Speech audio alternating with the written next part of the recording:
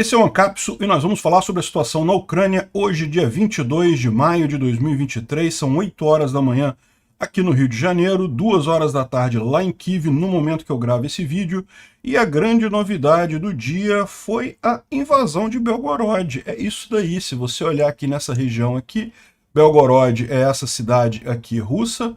Olha a quantidade de confusão que está acontecendo nessa região, também aqui em Shebekino. Aqui essa região aqui é Graivoron, essa cidadezinha aqui ó, de Kozinka, segundo dizem os rebeldes russos, já foi tomada pelos rebeldes russos. Estão querendo mesmo fazer uma república popular de Belgorod. Está cheio de ação aqui hoje, está muito interessante, né? Bom, além disso, ontem à noite os russos tentaram mais um grande ataque com drones e mísseis na Ucrânia. A maior parte dos mísseis e drones foi tudo derrubado. Alguns poucos atingiram principalmente um corpo de bombeiros aqui na região de Dnipro. Um absurdo isso, porque acabaram destruindo um hospital móvel que era muito usado para atender feridos de guerra e coisa e tal, inclusive russos, né, e acabou sendo destruído nesse ataque, mas enfim, nenhum equipamento militar, nada efetivamente militar, só mesmo os russos tentando atingir os civis aqui, né.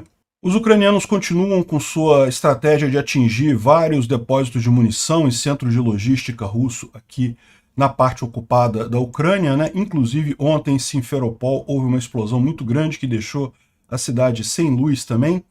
E aqui em Avdiivka, os russos tentaram avançar nessa direção aqui de Permovaisky, acabaram tomando uma surra, perderam vários blindados, muitos soldados aqui nessa região. Uma das batalhas mais insanas que eles fizeram até aqui, acabaram perdendo tudo sem avançar nada nessa região.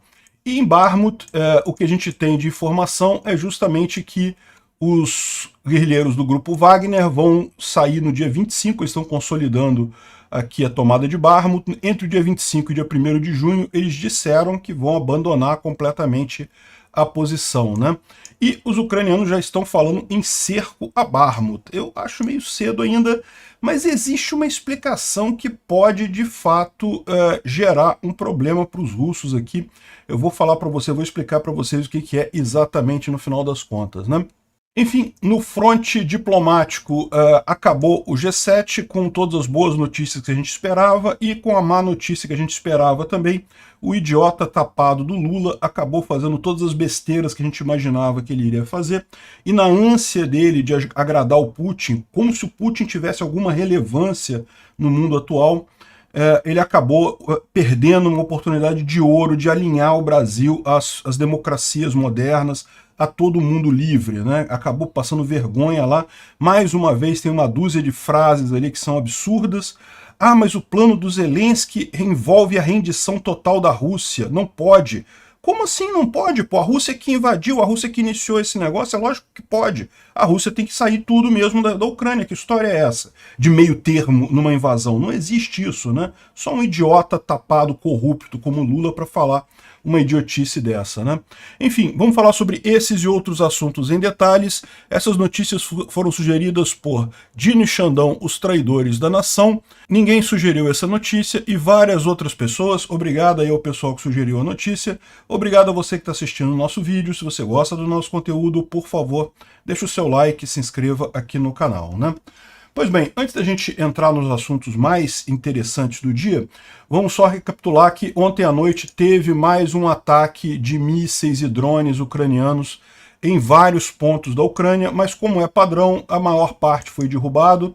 Infelizmente, aqui em Dnipro houve um conjunto de mísseis Ra-22 e S-300 que acabaram atingindo aqui carros civis, nada sério, nada militar, só coisa civil mesmo. Atingiram aqui, ó, tem uma outra imagem aqui do corpo de bombeiros que foi atingido também na cidade de Dnipro. Mais um absurdo completo. E nessa do corpo de bombeiros, eles atingiram um hospital móvel. Sabe aqueles hospitais montados num ônibus, né? Eles pegam o chassi de um ônibus, aí montam uma estrutura em cima para atender feridos e coisa e tal. Enfim, muito triste isso, atacar justamente a capacidade de recuperação, de salvamento, né, dos ucranianos. Realmente um absurdo isso daí. Esse aqui é o resumo da coisa. Foram 20 drones Shahed, que foram todos derrubados, 9 mísseis de cruzeiro, 2 mísseis balísticos, 5 S-300, e, enfim, a maior parte foi derrubada aqui. Todos os mísseis de cruzeiro e balísticos foram derrubados. Agora, os mísseis S-300 são aqueles mísseis muito rápidos, que são usados originalmente para a defesa antiaérea, né? E acabaram alguns atingindo a região ali de Dnipro, como a gente viu, né? Muito triste isso. Mas teve uma outra coisa positiva, que foi um Su-35, que foi derrubado ontem também. Su-35 é o avião russo mais capaz sendo usado de fato atualmente, né? Existe o Su-57, mas a situação dele é mais ou menos a mesma do T-14 Armata, né? Tem alguns protótipos, tem alguns modelos, mas não é um avião que já esteja pronto para voo, já esteja pronto para ser usado numa guerra, tanto que não está sendo usado, né? Enfim, o Su-35 é dos mais recentes russos e foi derrubado ali na região de Kherson. Nessa região ocupada aqui, ele levantou o voo para fazer um bombardeio aqui na região ocupada pelos ucranianos aqui de Kherson, né, na margem direita do Dnipro. E quando ele estava fazendo essa campanha, os ucranianos conseguiram atingir ele. Alguns estão dizendo que com uma defesa antiaérea Patriot, ou seja, parece que tem bateria Patriot aqui também na região sul, né? Isso pode ser uma coisa bastante curiosa, porque a Ucrânia não tem tantas baterias Patriot assim, né? Uma está em Kiev, isso é esperado, né? Você imagina que a capital do país eles queriam proteger ali de forma mais segura, né? Mas as outras, deve ter umas 3 ou 4 no total. Aonde estão essas outras baterias, é lógico, os ucranianos não vão dizer, mas se tiver alguma bateria Patriot aqui na região de Kherson, indica que eles estão considerando essa região uma região bastante sensível no final das contas, e teria sido isso que derrubou o avião, né? Tem algumas imagens aqui do que seria a derrubada desse avião, mas a verdade é que não dá para ver muita coisa não, tá? Eu vou tocar o vídeo aqui para vocês, mas vocês vão ver que não dá para ver muita coisa.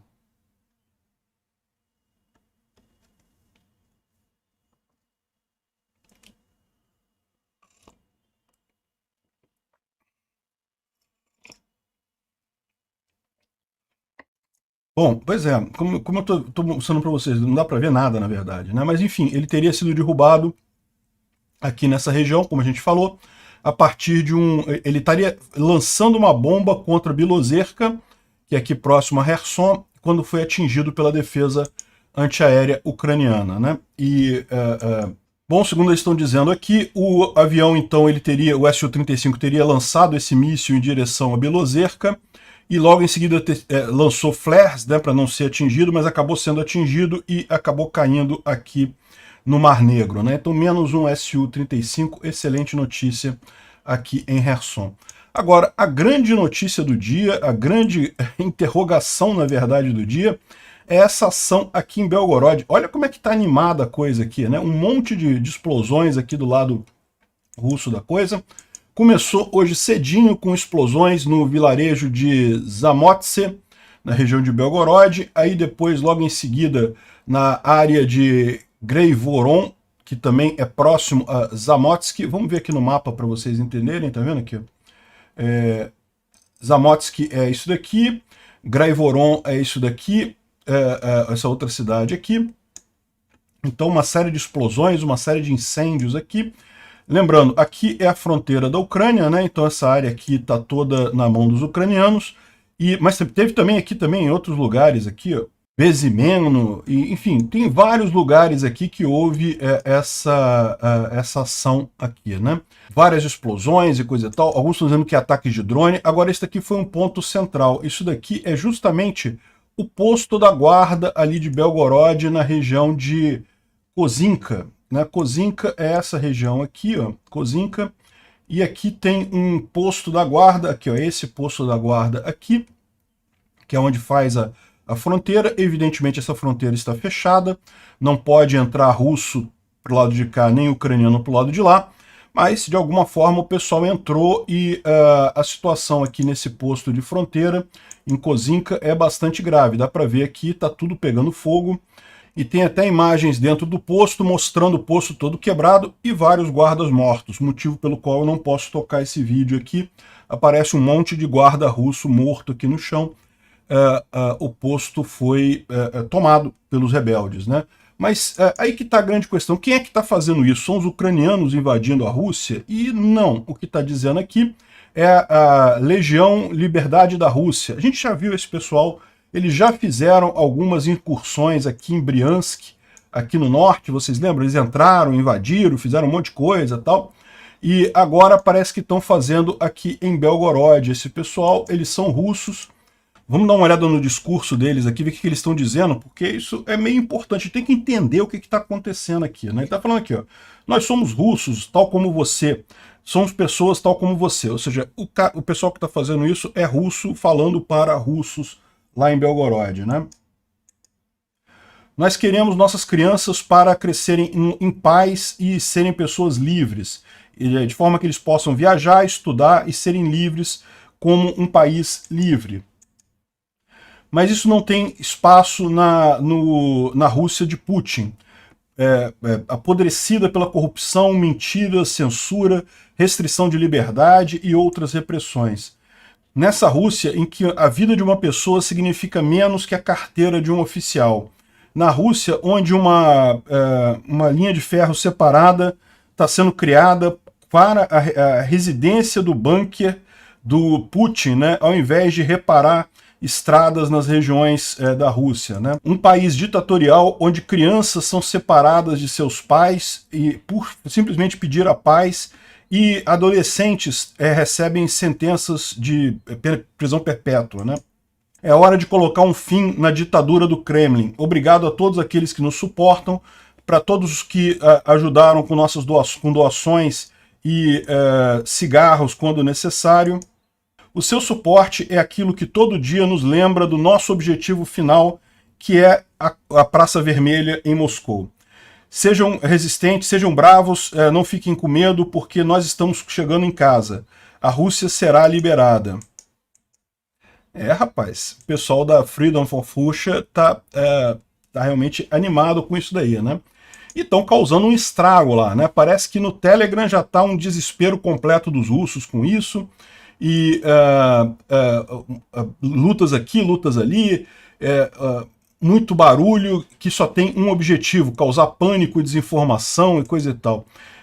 Alguns repórteres públicos dizem que isso daí é uma transição para o lado de partisãos do pessoal militar nas unidades da região de Belgorod. Olha o que está dizendo aqui.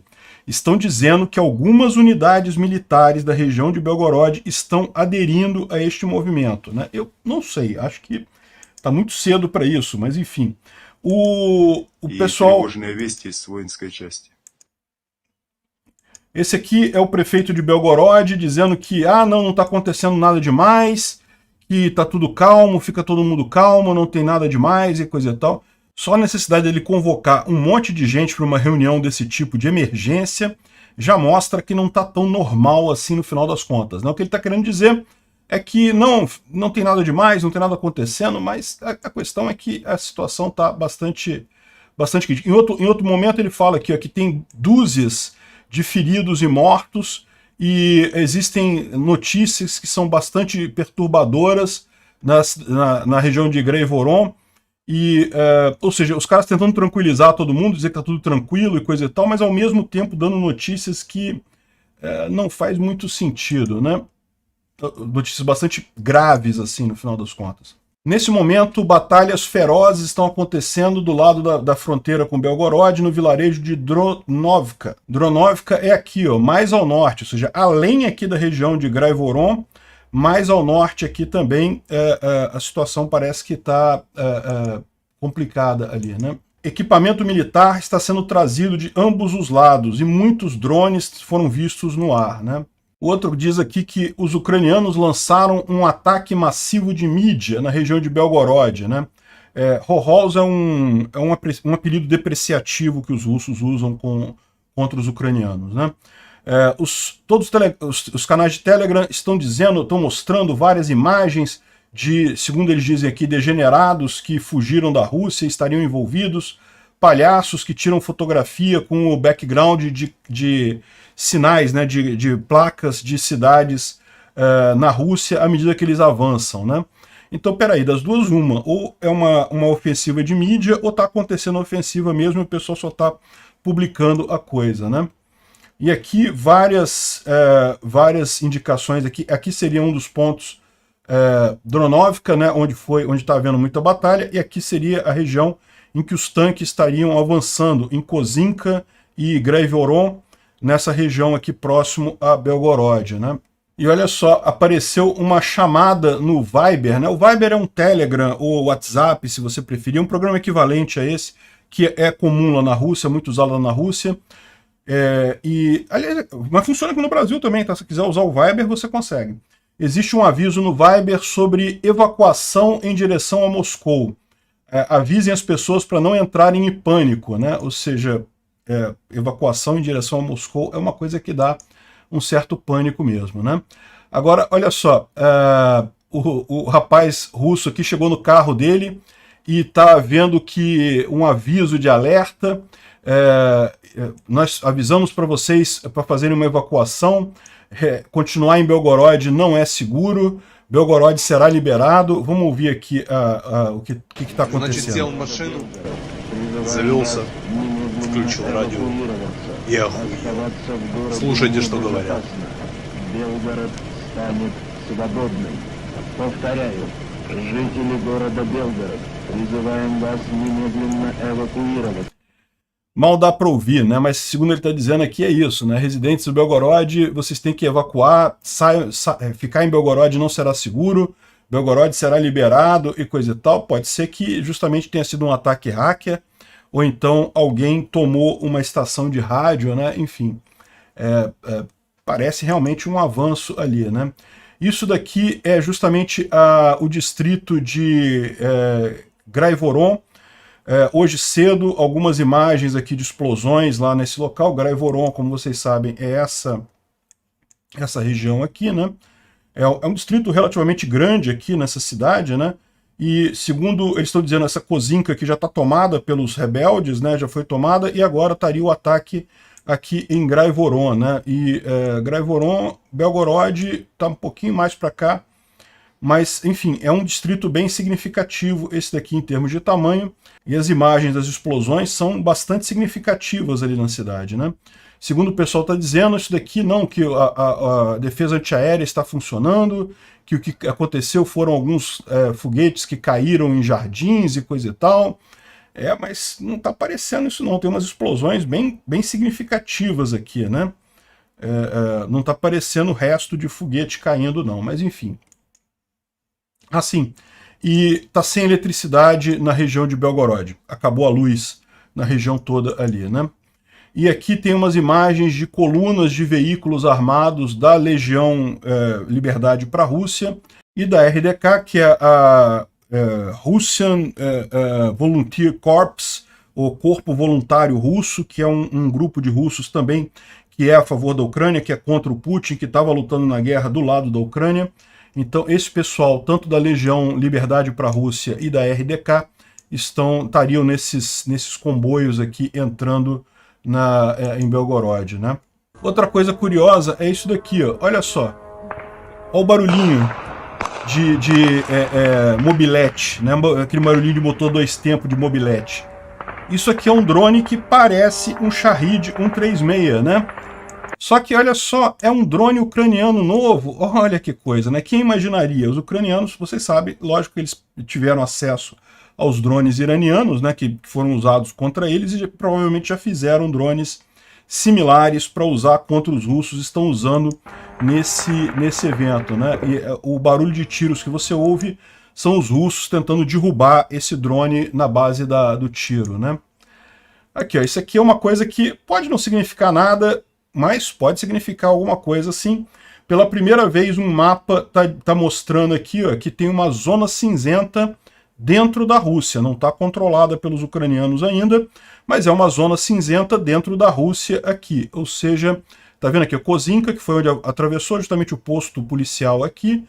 Graivoron aqui nessa região, que está sendo também muito atacada, ou seja, pela primeira vez tem um pedaço de território aqui em disputa dentro da Rússia e não dentro da Ucrânia, né? Pela primeira vez nessa guerra.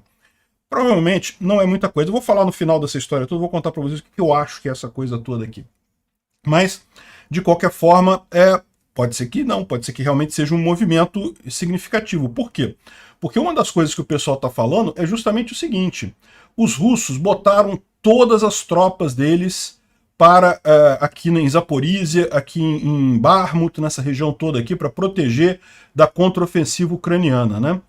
E entre aqui e Moscou, na verdade, ficou muito pouca coisa. Então talvez, na verdade, fosse mais rápido para os ucranianos mesmo entrarem aqui e irem até Moscou do que tentar a contraofensiva nessa região aqui.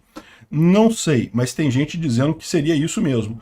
Que a possibilidade de um avanço por aqui, pegando Kursk, Belgorod e avançando em direção a Moscou, não seria uma coisa totalmente impossível, não. Por quê? Porque os russos tiraram todas as tropas deles de qualquer defesa que tem em qualquer lugar para botar ali na região da Ucrânia, né?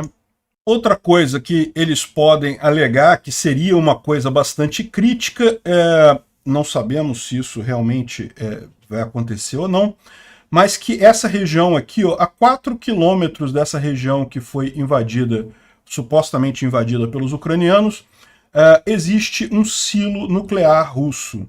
Existe uma unidade nuclear aqui, né? Então, a Legião Liberdade da Rússia, se eles avançarem só mais 4 quilômetros adiante, eles podem tomar uma base nuclear russa que tem parte do arsenal nuclear russo. Ou seja, hoje, mais à noite, pode ser que a Ucrânia volte a ser uma potência nuclear. Será que tem essa possibilidade? Aí você fala, poxa, mas por que a Rússia botaria bases nucleares tão perto aqui da fronteira com a Ucrânia, né? Bom, é importante lembrar que a Rússia nunca achou que haveria possibilidade de fato de invasão da Ucrânia em direção à Rússia, né? Nunca houve essa possibilidade de fato. Eles sabiam disso. Eles ficavam falando que não, que a OTAN pode querer invadir a Rússia e coisa e tal, mas isso era só papo deles mesmo, eles sabiam que não tinha essa chance. E por outro lado, quanto mais perto da Europa estão esses mísseis, mais efetivos eles são, né? Essa região aqui é particularmente próxima aqui da Eslováquia, da Hungria, da Polônia. Então, no final das contas, é uma posição realmente bastante interessante para ter mísseis nucleares aqui. E talvez não seja nem por acaso que os ucranianos escolheram exatamente essa posição aqui para avançar e não outra posição aqui qualquer. Poderiam ter avançado por Shebekino, né?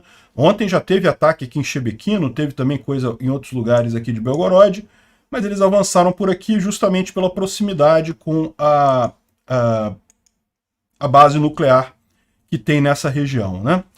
Agora, o que será isso daqui? Será realmente que a Ucrânia resolveu invadir a Rússia e dar um troco, né? Criar a República Popular de Belgorod? Porque aparentemente é isso que está acontecendo, né? O pessoal, justamente os rebeldes russos entrando aqui com o apoio da Ucrânia, que foi basicamente o que a Rússia fez para invadir Donetsk e Luhansk, né? Pegou uma meia dúzia de ucranianos insatisfeitos, botou todo o armamento, criou todo o movimento militar para tomar a região e está fazendo isso, né? Pode ser que seja isso que esteja acontecendo? Pode ser, não vou descartar não. Como eu falei, uma das possibilidades estratégicas para a Ucrânia é justamente invadir Belgorod, Kursk e outras regiões aqui para tentar fazer uma troca, né? Já que o pessoal quer que seja trocado, que seja um acordo de paz, então beleza, invade um monte de coisa aqui e depois faz a troca, destroca tudo, todo mundo volta ao território original. Isso é uma possibilidade, sem dúvida alguma. Agora, eu acho que é mais do que isso. Eu acho que, na verdade, a ideia deles aqui é justamente, mais uma vez, forçar os russos a jogar tropas mais para o alto aqui. Repara como é que eles estão fazendo um caminho, né? Eles fizeram aqui, mantiveram o ataque, fizeram um ataque em Bakhmut, né, nos flancos em Bakhmut, para forçar os russos a trazer as tropas que estavam aqui em Zaporizhia para Bakhmut. Aí agora estão fazendo aqui em Belgorod para forçar essas tropas que estão aqui para vir aqui para Belgorod para proteger a região. Então o que eu acho que é isso daqui? É na verdade uma estratégia de distração ucraniana. O que eles querem é reforçar a segurança russa ali na região, mostrar para os russos que eles têm que cuidar com a região ali, tem que mandar tropas para lá, e com isso é menos tropas que eles têm aqui na região que realmente interessa para para os ucranianos. Eu não sei, assim, pode ser que realmente que eles resolvam invadir a Rússia e estariam perfeitamente justificados nisso. A Rússia que começou essa agressão, uma agressão equivalente, é perfeitamente justificada dentro da violência retributiva. Agora, me parece que o mais lógico seria isso, eles fazerem essa ação. Por que eu digo isso? Olha só o que me leva a pensar nisso. Justamente toda essa publicidade que estão fazendo em cima desse ataque, está saindo tudo quanto é jornal, todo mundo falando.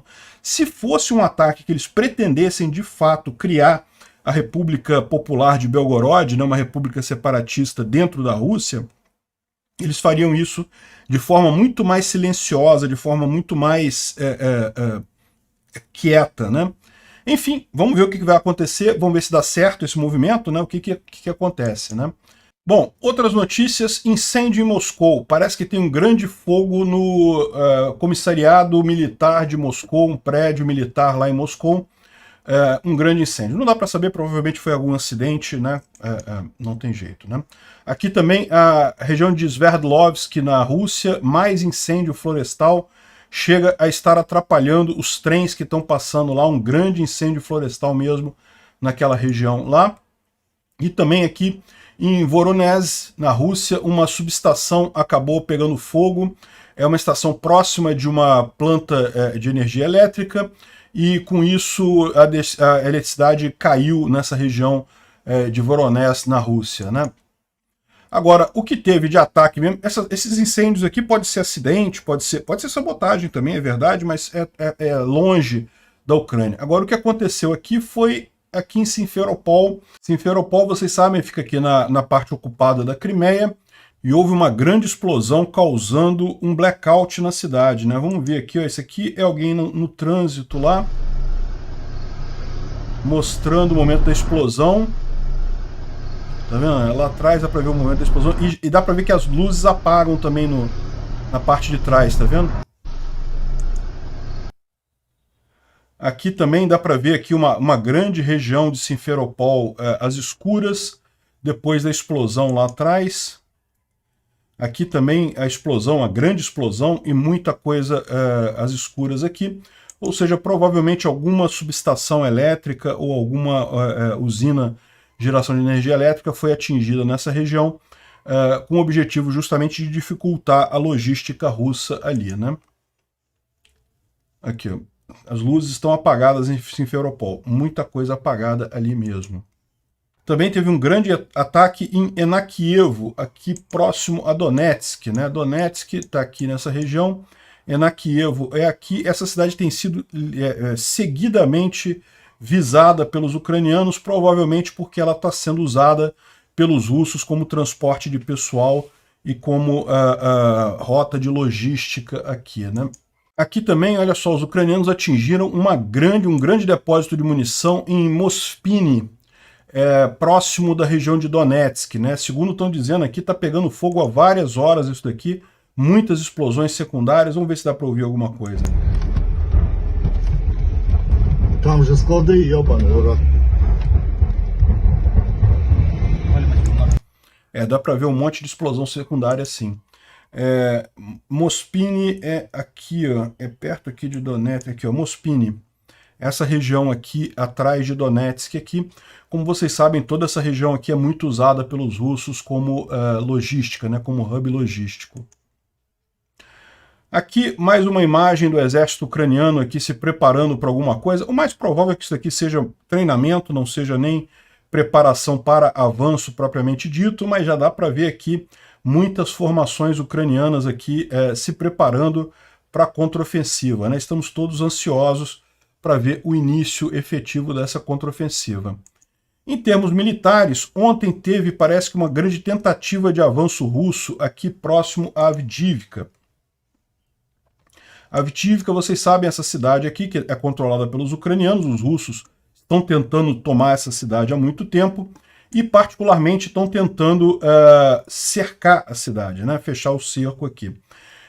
Essa ameaça de fechar o cerco já esteve mais elevada, já teve mais contundente. Hoje em dia já está parado isso daqui há um tempão.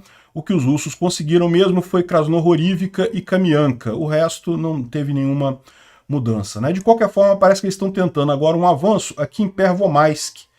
Pervomaisk pode ser justamente uma ideia de tomar isso daqui para vir por aqui e aí tentar fechar o cerco nessa região aqui também, né?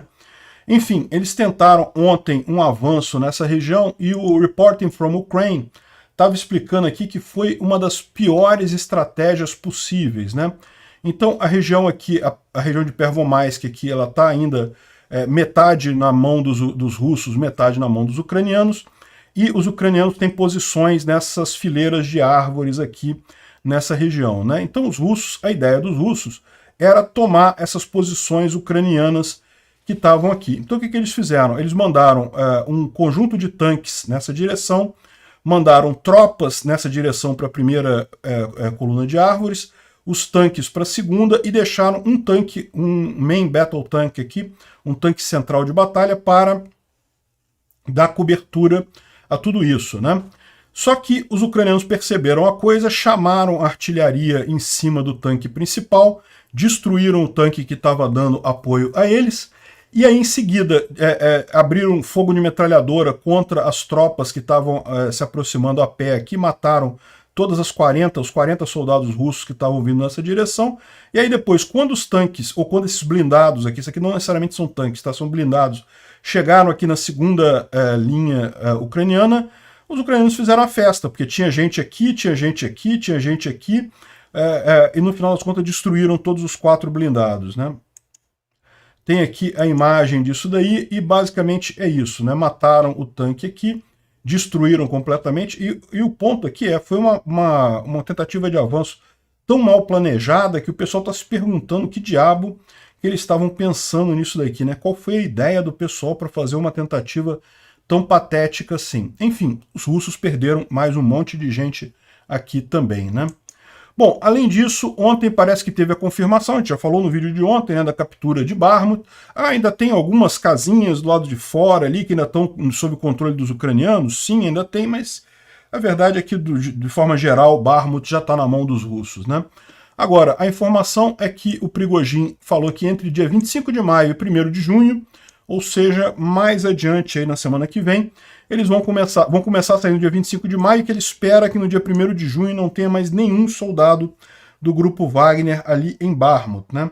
Mas isso, lógico, se o exército russo não proibir eles de fazerem isso, né? Vai ser curioso ver isso daí, o que vai acontecer a partir daqui. Olha só, no Kyiv Independent saiu uma fala do general Sirki, que é o general responsável lá por Bakhmut, dizendo que as tropas ucranianas continuam avançando nos flancos de Bakhmut e estão chegando próximos a um cerco tático de Bakhmut ali, né? Isso foi quem disse isso foi o Alexander Sirski, que é o responsável pelas forças ucranianas ali, né? Eu, sinceramente, não vejo isso, tá? Não tem evidências de que tenha realmente um cerco tático aqui. Mas existem algumas informações de que realmente houve um grande ataque em Klishivka, está acontecendo nesse momento, e é muito provável que os ucranianos retomem Klishivka. E se você olhar o caso aqui, ó, se tomar Klishivka e chegar aqui a Odradivka, nessa outra estrada aqui, de fato isso pode gerar um problema bastante sério para os russos, né? Por quê? O que está acontecendo aqui? Vamos ver aqui no mapa que fica mais fácil de entender aqui em Bakhmut, né? Klishivka está aqui, então isso aqui ela está perto de cair, se já não caiu para os ucranianos. Você tem Odradivka aqui, e se os ucranianos continuarem avançando e tomarem essa estrada M3 aqui, de fato você colocaria os russos numa situação muito ruim. Por quê? Porque a principal frota, a principal forma de suprimento deles é através de Popasna. Popasna vindo pela N2 aqui. Se os ucranianos chegam nessa M3 aqui, de fato, eles podem fazer um cerco bastante efetivo aos russos, né? Mas veja, ainda tem muita coisa para andar aqui, né? Ou o Sirski, ele está sabendo de avanços que ainda não foram publicados, a gente ainda não tem essas informações desses avanços, isso é uma possibilidade, né? Ele pode ter mais informações do que a gente tem. Ou então ele está querendo dar uma moral para a tropa, está querendo animar a galera, e não, já estamos quase cercando Bakhmut, coisa e tal, e não parece estar perto, não. É possível cercar Bakhmut? É possível sim. Como eu falei, é só fazer esse movimento aqui, ó, chegando aqui nessa ligação aqui da N32 com a M3, e você corta o suprimento de Popasna. Ah, mas pode vir aqui pelo norte. Pode, mas aqui pelo norte é muito mais complicado, tem muito menos alternativas de abastecimento da região aqui. Já ficaria realmente complicado para os russos manterem Bakhmut, né? A questão é, para chegar aqui não vai ser fácil, né? Enfim, vamos ver como é que isso caminha aí nos próximos dias, né? Que existe algum avanço? Existe. Agora, até onde, né? O NL War Tracker aqui está dizendo que essa aqui é a última posição defensiva russa, ou seja, você tem aqui Klishivka, tem aqui Odradivka, então haveria, os ucranianos têm que tomar Klishivka, têm que tomar Odradivka, mas depois disso, segundo ele está dizendo, essa área toda aqui, ó, não tem defesas firmes dos russos aqui, então, segundo eles estão dizendo, são esses dois desafios que os ucranianos têm, depois disso é festa. Eu não sei. Acho que está muito prematuro ainda dizer isso, mas vamos aguardar, né? Vamos ver o que acontece aqui. Bom, o Instituto para Estudo da Guerra está falando aqui sobre a conquista de Bakhmut pelos russos, né? E explicando aqui também a mesma coisa que a gente falou ontem, né? Que embora os russos tenham tomado Bakhmut, a vitória nessa batalha foi ucraniana, porque os objetivos atingidos ali foram todos ucranianos no final das contas, com exceção, lógico, da questão territorial, que é ridícula em termos de tamanho. Bakhmut é uma cidade muito pequena, não faz nenhuma diferença de forma estratégica. Ele fala aqui que o Putin congratulou o grupo Wagner e o exército russo por conquistarem Bakhmut e coisa e tal. Evidentemente as Russettes estão fazendo a festa por aí. Recomendo que elas aproveitem muito, porque né, está se tornando cada vez mais escassas as oportunidades deles de comemorarem alguma coisa, né? Então aproveita aí, Rossette, comemora mesmo, fala merda mesmo, porque não vai ter muitas outras oportunidades depois disso, né? E ele fala aqui também que existe uma distância muito grande entre efetivamente ao quanto as forças russas estão comemorando a captura de Bakhmut e quanto os militares realmente acham aquilo preocupante, né? Realmente acham isso significativo. De fato, aqui se você olhar o Igor Strelkov, né, o Igor Girkin falando aqui, ele falou não, que ele também mandou uma mensagem, né, congratulando o grupo Wagner por tomar Bakhmut, mas falando que não, após um outono praticamente catastrófico com as derrotas em Kharkiv e Kherson, e o abandono das forças armadas russas e coisa e tal. Enfim, ele fala aqui que no final das contas essa vitória é muito pouco assim, né? Depois de meses tentando tomar uma cidade que não é estrategicamente importante.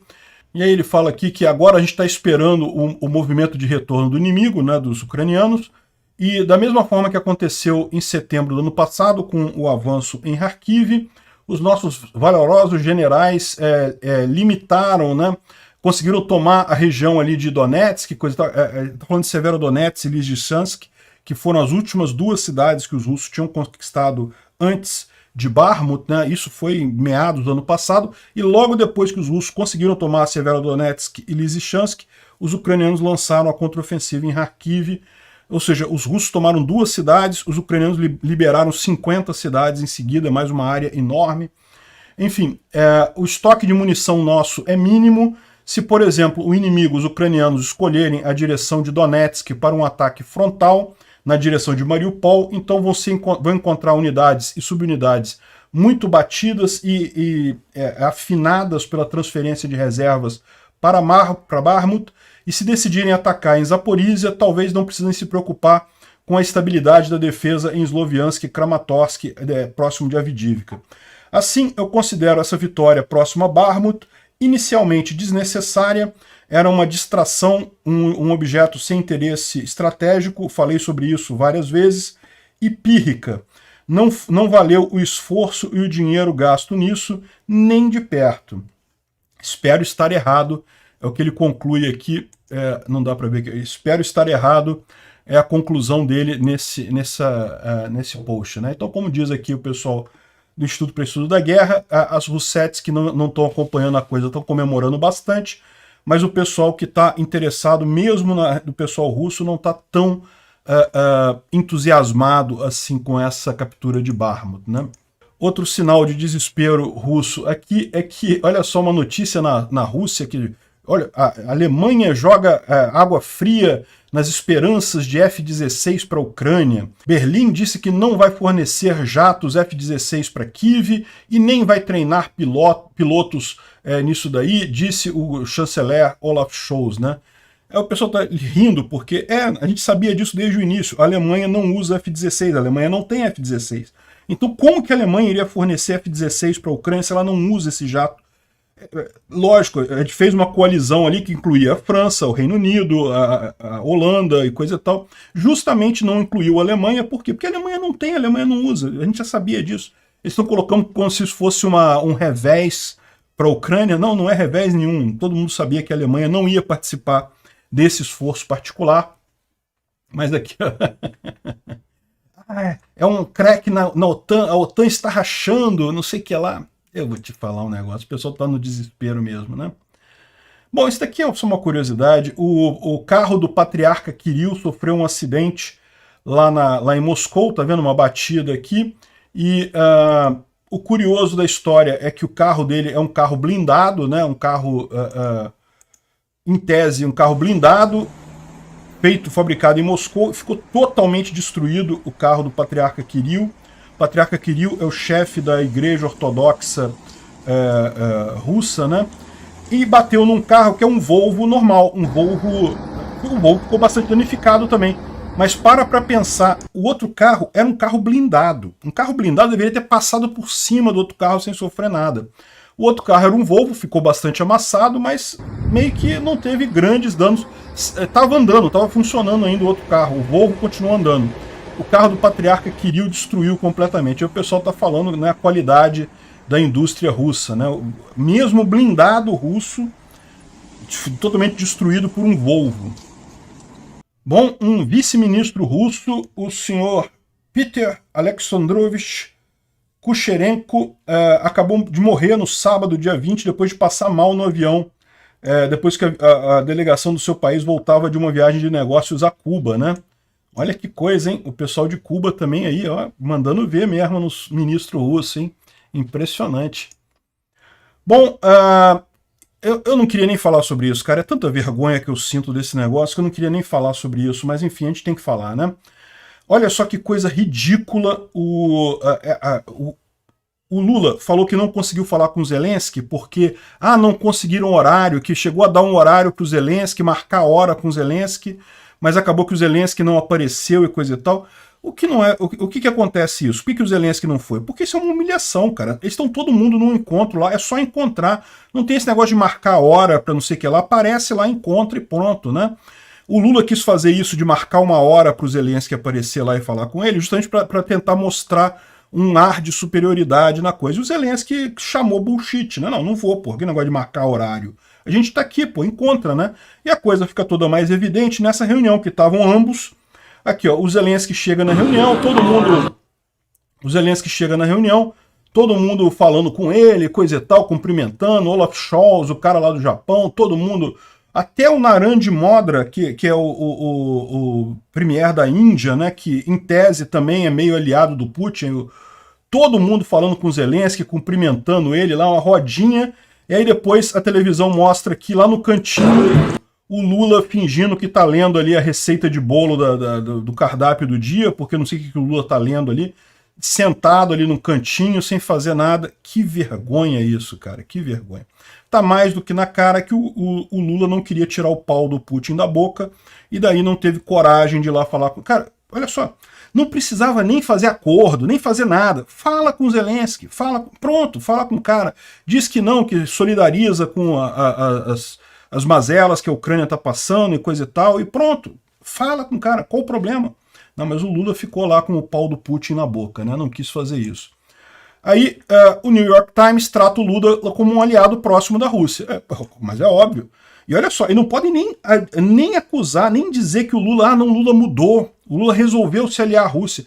Eu avisei antes da eleição. O pessoal estava reclamando do Bolsonaro. Eu também critiquei o Bolsonaro pela posição do Bolsonaro antes na questão da guerra, antes da eleição, mas eu avisei. Eu falei, Lula é muito pior que Bolsonaro. Lula é alinhamento automático a esse pessoal da esquerda ditatorial mundial, né? Lula ama uma ditadura, ele acha que é o governo que resolve os problemas, então se um ditador começa a querer resolver a sociedade dele, é o modo de pensar dos comunistas mesmo, né? Não, eu, um ditador benevolente, vou fazer todos os problemas, vou resolver tudo e coisa e tal. Eles não percebem que governo só atrapalha, o governo tem que deixar a sociedade, porque a sociedade sozinha resolve os problemas, o governo só atrapalha.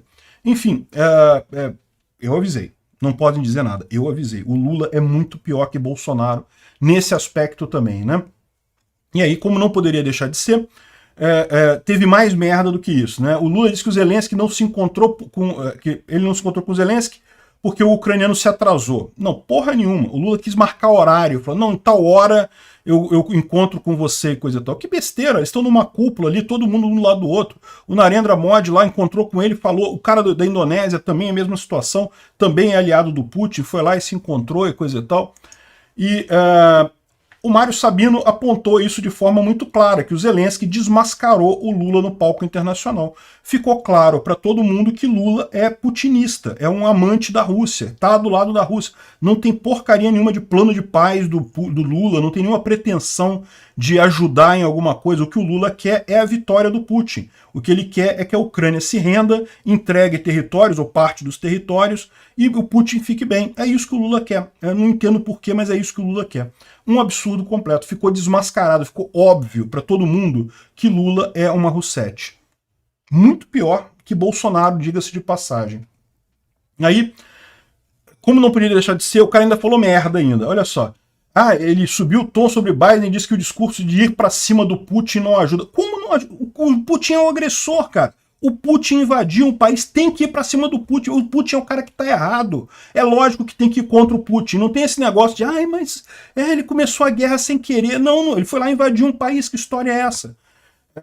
Cara, é ridículo esse tipo de coisa, né? Porque não tem nenhuma lógica, não tem nenhuma visão lógica que permita chegar nessa conclusão dele, a não ser que ele ama o Putin de paixão, quer dar o cu pro Putin, e aí ele faz que quer que o Putin ganhe, para depois poder botar o Lula de 4 e enrabar ele. Só pode ser isso que o Lula sonha todos os dias, né? Aí aqui, olha só, nem Putin nem Zelensky querem a paz. Não, o Putin não quer a paz, porque se o Putin quiser a paz, é fácil, é só tirar os soldados da área ocupada da Ucrânia. A paz se faz imediatamente. Então não, o Putin não quer a paz, o Zelensky quer. A única forma de se ter paz é justamente fazer o que Zelensky está fazendo, que é expulsar os soldados russos da área ocupada na Ucrânia. Porque a gente já viu, vídeo 2014, que se fizer acordo de paz, cessar fogo e coisa e tal, isso é só está adiando o problema, não está trazendo paz, está adiando o problema. Mais adiante, a Rússia vai tentar invadir a Ucrânia novamente. Então a única forma de ter paz de fato é o que o Zelensky está fazendo. Então tá errado, o Lula. O Putin não quer a paz, o Zelensky quer. O Zelensky quer a paz, certamente está agindo nesse sentido, né? Aqui também o Oliver Stucknell também está falando aqui da manchete do Estadão, que diz que mas a proposta de paz da Ucrânia é rendição da Rússia. Exatamente, isso é o correto. Por quê? Porque foi a Rússia, a porcaria da Rússia, que invadiu a Ucrânia. Então, no final das contas, o que tem que acontecer é isso mesmo. A Rússia tem que sair da Ucrânia. Que história é essa? Que outra possibilidade de paz que existe nesse caso, né? Enfim, no final ainda perguntaram para o Zelensky se ele estava decepcionado por não ter se encontrado com o Lula. E o Zelensky respondeu de forma muito elegante que a decepção foi do Lula. E eu tenho certeza que ele sabia o que estava falando, porque, na verdade, o que o Lula queria no G7 era ser o protagonista. No que o Zelensky foi lá, e todo mundo sabia que o Zelensky ia no G7, essa história de que o Zelensky apareceu de surpresa é papagaiada.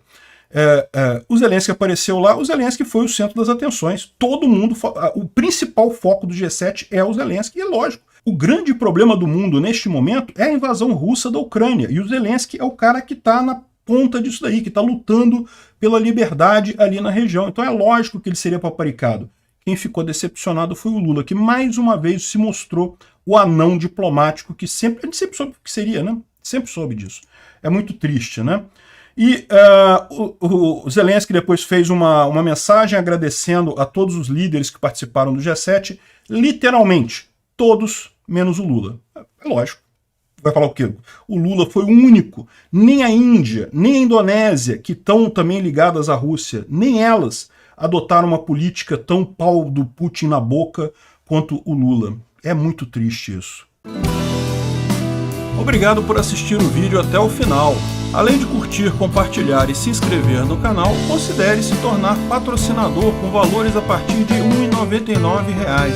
Clique no botão Seja Membro abaixo para saber as condições e vantagens de patrocinar o canal. Mais informações sobre o nosso projeto, visite nossos sites indicados na tela.